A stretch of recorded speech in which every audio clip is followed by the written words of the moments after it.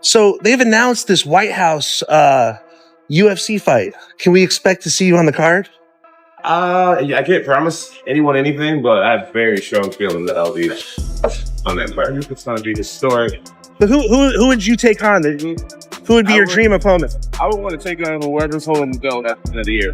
Any possible names you think? Well, no, I mean, as of right now, the champion is Tom Aspinall, but we'll see who's the champion at the end of the year. Be only fitting to have a... How do you think that would have gone, Aspinall, John Jones?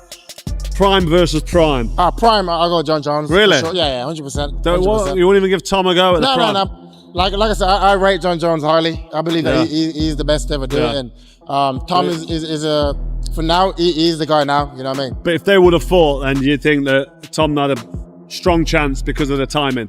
Yeah. And fighting's always about timing. Boxing, 100%. Yeah, 100%. I think for the speed, the power. Since John Jones finally talked about a possible fight with Aspinall next year, it's pretty clear that he is ready to go back to the cage. There is a chance that this UFC event will be the most publicly and culturally charged one ever.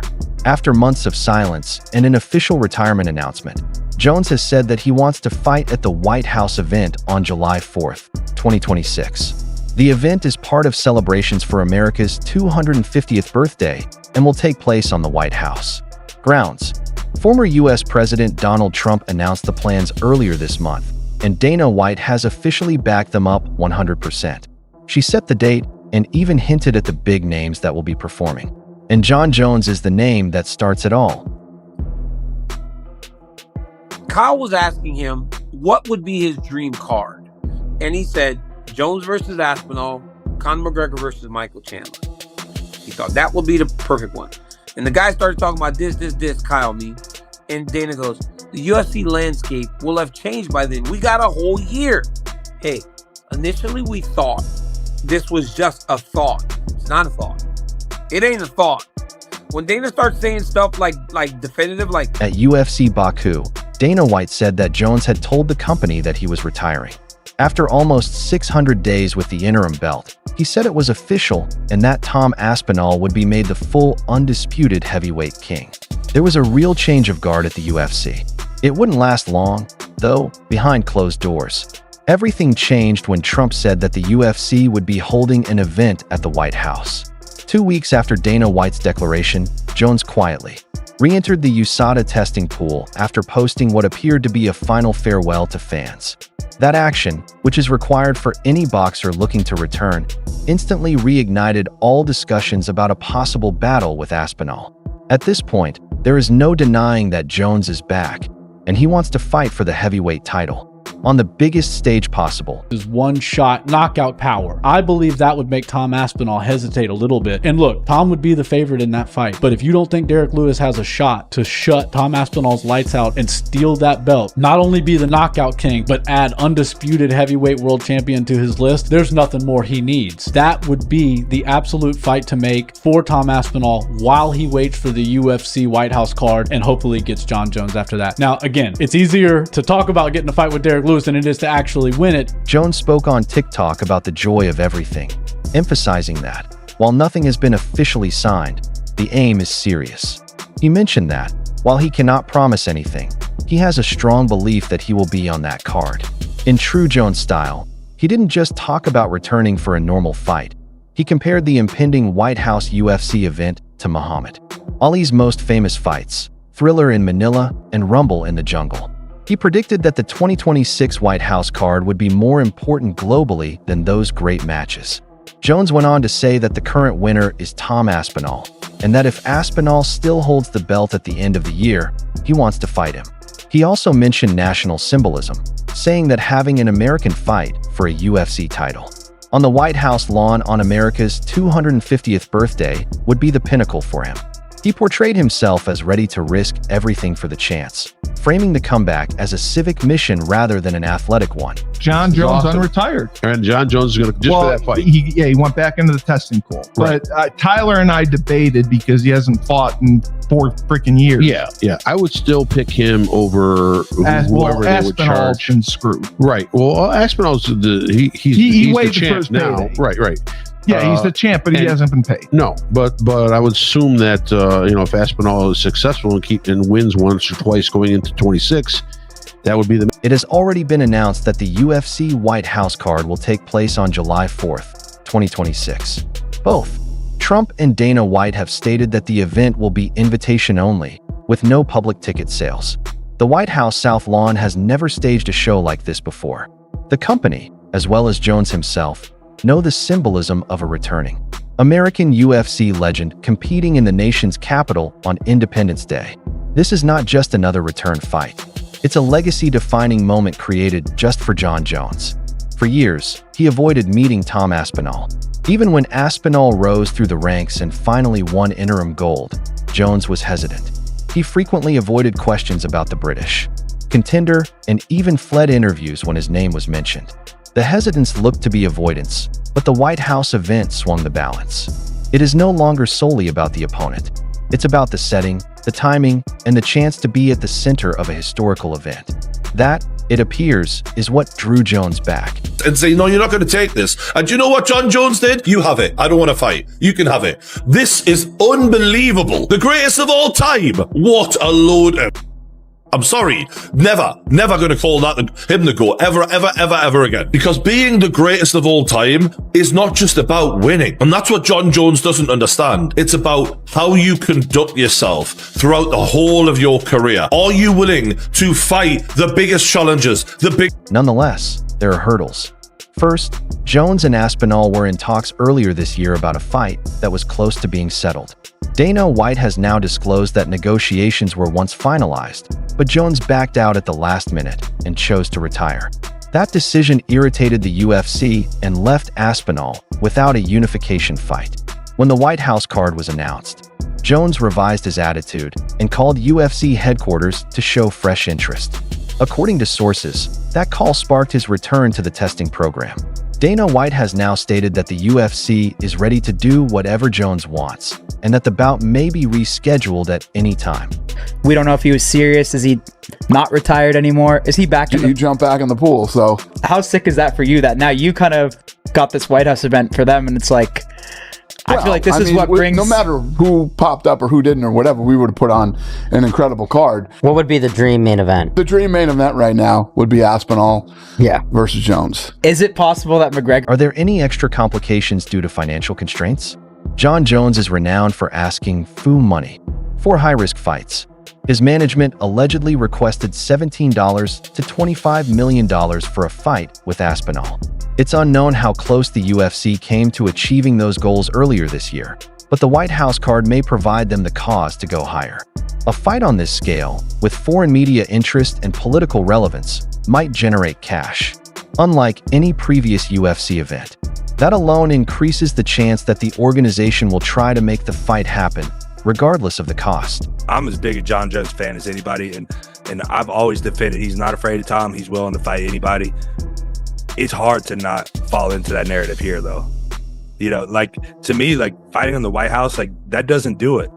But maybe I'm a different person, you know, maybe everybody looks at it different. For me, like, if you tell me they're going to have a fight at the White House, like, cool, all right, like, it'd be cool to do it. If not, whatever, like, a fight's a fight. Maybe Jon looks at it different, maybe... From Tom Aspinall's perspective, the issue is equally evident. Aspinall mentioned that he is more than ready. He declared openly that the fight did not take place because of Jones, and that he was not hesitant to participate. After being proclaimed the full winner, he underlined his desire to unify properly by defeating Jones. And now that the stakes have been raised with the White House event, Aspinall remains the natural target, but he also faces pressure to keep the belt. Jones stated clearly that he wants to fight whoever holds the belt at the end of the year. If Aspinall falters or loses in a title defense, Jones may switch to a different opponent, but as of now, Aspinall is the guy. It's the legacy. To be able to go to the heavyweight division, take out everyone, and then take out the Jon Jones legend, you know, and then go back to even beating a few of these new school guys, will literally put Tom Aspinall as the GOAT of the heavyweight division. Jones also mentioned that he is training and focused on being prepared for the opportunity. He's deemed the occasion too important to miss and has been working out at his Albuquerque gym, gradually preparing for a full recovery. Though he hasn't formally signed a fight contract, sources say he's been stepping up his physical preparation. and closely studying the heavyweight category. There are no longer lies. He is planning to return in July 2026. Meanwhile, Jones may not be the only superstar fighting that night. Conor McGregor has also been lined up for the White House card. Is there a fighter in MMA or the UFC that you just find absolutely insufferable? Because for me, it's Jon Jones, and there is no close second. Jon Jones defended his heavyweight title against a retired 42-year-old Stipe Miocic back in November. Ever since then, Jon has been saying, what has Tom Aspinall done to deserve to fight me? You know, besides Tom being the interim champ and having a defense with that belt, Jon has just found every possible way to not fight Tom, even though McGregor has not fought since breaking his leg against Dustin Poirier at UFC 264, there has been speculation about his comeback. BKFC President David Feldman recently claimed that McGregor personally told them that he planned to return to the UFC in 2025. The Irishman has allegedly returned to the drug testing pool, which is a prerequisite for any UFC return. However, there is a problem. McGregor has yet to take a single test in 2025. That gap raises doubts about how serious or viable his plan is, as well as if he'll be ready to fight on the same event as Jones. Jon Jones has explained why he decided to come out of retirement, especially for the UFC White House card. Speaking at the ESPYs red carpet show, he admitted that he had actually moved away from the sport with the aim of retiring. Looks like Jon Jones finally wants to fight Tom Aspinall, but this time at the White House. I told you guys that Jon Jones was playing chess, not checkers, this entire time.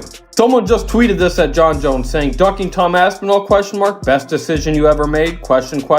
Jon responded, choosing when to attack and where you want the battlefield to be is not ducking, my friend. I tried telling every single one of you that Jon Jones was never ducking Tom Aspinall. It's very clear here that Jon Jones is playing chess. At that time, he had relinquished the UFC heavyweight belt and admitted that he had accomplished everything he could in MMA. But the White House announcement altered the picture. It offered him a new reason to fight, one that was unrelated to championships, money, or legacy in the traditional sense. Instead, he presented the return as far more personal. As he put it, Donald Trump's proposal to host a UFC event at the White House was more than just intriguing. It rekindled something in him. Jones described himself as a proud American with close links to the military community, and this was a chance to represent his country in a way that went beyond merely fighting. He described it as an act of service, not in the usual military sense, but through entertainment and symbolism. According to him, this was not about recovering a belt. It was about achieving something bigger than himself. I'll just come out and ask you, do you think he's ducking Tom Aspinall? No. Jon Jones, I said it a million times, I'll say it again, he's never ducked anybody other than that one goofy time with the Chael Sonnen thing. He's never ducked anybody, and I think the reality is, whatever changed his mind with this fight, I don't know, you'd have to ask him that, but he's 38 years old, and I don't know. Do you think if it was someone like Alex Pereira, he would fight them? And it's maybe Tom that he specifically doesn't fancy the matchup? Behind this patriotic discourse lies a layer of business and bargaining that has quietly influenced the way back to the cage. Daniel Cormier, Jones' former opponent and now a UFC commentator, gave his thoughts on the situation.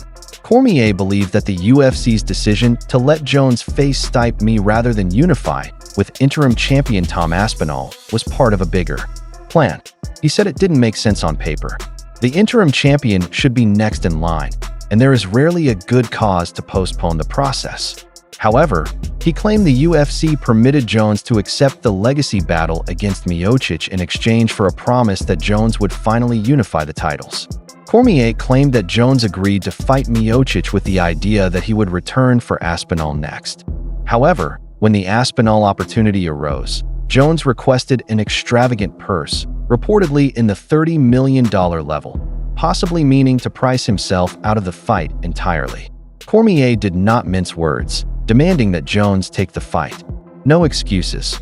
And say, no, you're not going to take this. And do you know what Jon Jones did? You have it. I don't want to fight. You can have it. This is unbelievable. The greatest of all time. What a load. I'm sorry. Never going to call that him the GOAT ever again. Because being the greatest of all time is not just about winning. And that's what Jon Jones doesn't understand. It's about how you conduct yourself throughout the whole of your career. Are you willing to fight the biggest challenges, the biggest tests, go in there and Cormier also addressed a bigger issue of legacy and what it implies when lineages are disrupted in his view. Tom Aspinall, despite being promoted to undisputed king, still carries a belt that is missing a key chapter. Without fighting Jon Jones, there will always be an unresolved void in the division's past. Cormier compared it to his own career, saying that despite his success, he could never truly be considered the best in the division because he never defeated Jones. That absence followed him even after he left. UFC White House is crazy, dude. How's that even a thing? Is that allowed? Like, how is Donald even allowed to do that? It'd be kind of gangster though. Chandler versus McGregor. It'd be kind of gangster. Aspinall, Jon Jones wants to fight on it. Classic. Back in the testing pool after 2 weeks. Bro is a troll and a half. He's not having his title back. It just can't be happening. All the ground trip would be sick. Strickland. Cormier warned that Aspinall could suffer the same problem. Always being perceived as someone who got a belt, but did not defeat the man most people thought to be the actual champion. That claim has historical importance. When Francis Ngannou left the UFC and forfeited the heavyweight title, Jon Jones won it by defeating Cyril Gane. Some say that Ngannou is the lineal winner. Now that Jones has vacated his title and Aspinall has been promoted, the champion sequence becomes even more splintered. For Aspinall, facing and defeating Jones would bring those threads together and provide him with the closure that every boxer seeks during their title reign. He's like the longest running heavyweight champion in the history of the UFC, isn't he? But he's only like he hasn't fought anyone. Yeah, I don't think it's gonna happen. You know, I think Jon gets a lot of money for being champion. I think the sponsors and that are paying him a fortune, and I think he's just dragging along, keeping the belt as long as possible because it's worth that much money to him. I mean, Jon's often struggled with tall people who are good boxers. I imagine he probably, if he did fight him, he would. UFC commentator John Onek also covered the fight's timeline and location. He thinks the actual Jones-Aspinall fight will take place in December 2025 at T-Mobile Arena in Las Vegas. Onek told MMA Junkie that Jones had already fought and won in Madison Square Garden against Myasic in November 2024, so he rejected the idea of Jones going there again. Onike thinks Vegas makes the most sense. He emphasized its history as the world's fight capital and mentioned practical issues such as state taxation and fighter preference. His projection aligns with Dana White's constant comments that the fight is being planned for 2025, even before the White House spectacle in 2026. That means Jones might be back to the UFC twice. One to unite the title with Aspinall, and another on the White House grounds as the centerpiece of a national party. If this happens, Jones will have gone from retirement to 2 high-stakes fights in less than a year. Looks like Jon Jones finally wants to fight Tom Aspinall, but this time at the White House. I told you guys that Jon Jones was playing chess, not checkers, this entire time. Someone just tweeted this at Jon Jones saying, ducking Tom Aspinall, ? Best decision you ever made, ? Jon responded, choosing when to attack and where you want the battlefield to be is not ducking, my friend. Try telling every single one of you that Jon Jones was never ducking Tom Aspinall. It's very clear here that Jon Jones is playing chess. In terms of the fighters, the numbers speak for themselves.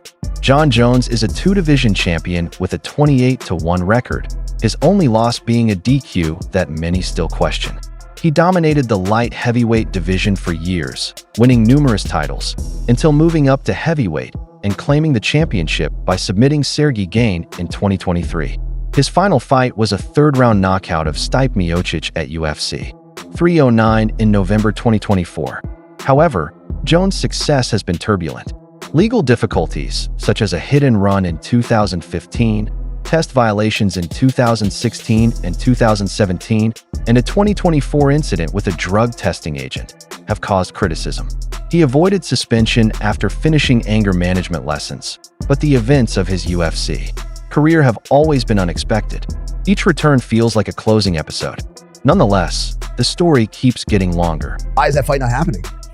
Well, it could be for 2 reasons. It's either that Jon Jones is using a strategy to have more money, You can say it, GSP. Go for it. Come on, say what you want to say. But I think that's why he's doing it. You know, if he's doing it just to hold the title, to serve the wave, this is not. Tom Aspinall, on the other hand, is still in his early stages of growth, albeit no less deadly. At 31, he has a 153 record and a 92% finish rate. He won the interim heavyweight title in just 69 seconds by knocking out Sergey Pavlovich at UFC 295 in November 2023. He successfully defended it against Curtis Blades in July 2024, ending the fight in 1 minute. Aspinall's calling card is his finishing power, but he also has movement and technique that are rare among heavyweights. Despite his great run, he has made it plain that he is becoming unhappy. He's taken to social media to make jokes about fighting for the interim title, alluding to the delays in arranging a unification match. Aspinall has stated that he respects Jones, but does not understand the continual delays and changing conditions. He has stayed active while Jones has been down, and he believes that the longer the fight is postponed, the more uncertain the situation becomes. So what do you think? Please share your views below and subscribe for future updates.